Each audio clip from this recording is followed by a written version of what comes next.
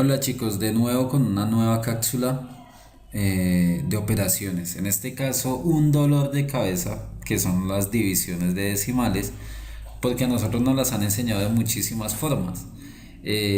Técnicamente, solo necesitamos tener el divisor, es decir, el denominador de una fracción o de una división entero, el resto puede estar decimal, pero digamos erróneamente en la primaria le enseñaban a uno a que tenía que tener todo entero, entonces se hace un poco más difícil. Vamos a mirar las distintas formas que pueden presentarse una división decimal. Entonces, división decimal. El primer caso es cuando el resultado que voy a obtener es decimal, entonces la división primaria es de enteros, entonces no voy a tener inconveniente.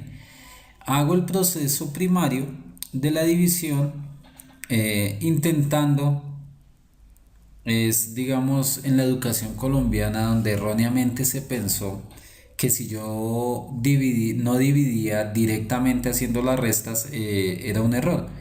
Entonces eso nos dificulta mucho. Entonces la división el proceso es con resta asociada, porque es lo que uno hace y evita uno cometer errores al hacer el análisis mental. Entonces, una de las cosas que les recomiendo es que cuando estén haciendo este tipo de operaciones hagan el proceso con resta.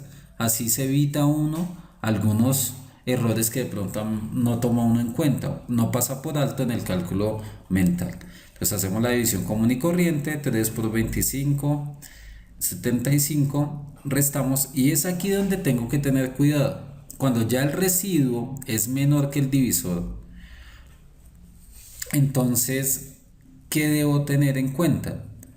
Que al agregar la coma decimal me permite agregarle un cero a todos los residuos que vaya obteniendo. Pues en este caso da exacto, entonces no es necesario seguirlo haciendo. 4 por 25, 100. Si aquí obtuviera un número distinto a cero, podría agregarle cero y continuar con la división del proceso como tal. Caso 2. Entonces, en este caso, misma situación. Es un valor operativo dentro del esquema de enteros iniciales. Pasa exactamente lo mismo. ¿Qué es lo que sucede acá? Que aquí iniciando no tengo proceso numérico, sino de una vez no puedo tener un número en el cual relacionar a 18. Entonces, por ende, lo primero que hago es agregar 0 y coma. Esto me permite como tal, esto ya se convierte en residuo, agregarle 0 al residuo y continuar con mi proceso de división. 9 por 20, 180 y el residuo 0. Caso 3. En este caso, el dividendo es decimal. Entonces, mientras en el divisor, que es en lo que estoy dividiendo, no sea decimal, no hay ningún inconveniente. Entonces puedo hacer la división sin ningún problema. Entonces 6, 4 en 6 está una vez, 1 por 4, 4, resto. Aquí es donde deben tener cuidado. En el momento en que yo bajo la primera cifra decimal, en este caso el 4, inmediatamente va la coma decimal o el punto decimal, como lo manejen. Hay que tener en cuenta eso principalmente en el manejo con las calculadoras. Y continuamos con el proceso de división como si nada. 6 por 4, 24, a 24, 0. Caso 4. En este caso sí tenemos un inconveniente y es que en el divisor o en el denominador tengo un decimal. Eso no se puede plantear el proceso así. Entonces, ¿qué hacemos? Como son cantidades decimales, es decir, base 10, yo puedo multiplicar a ambos lados por 10.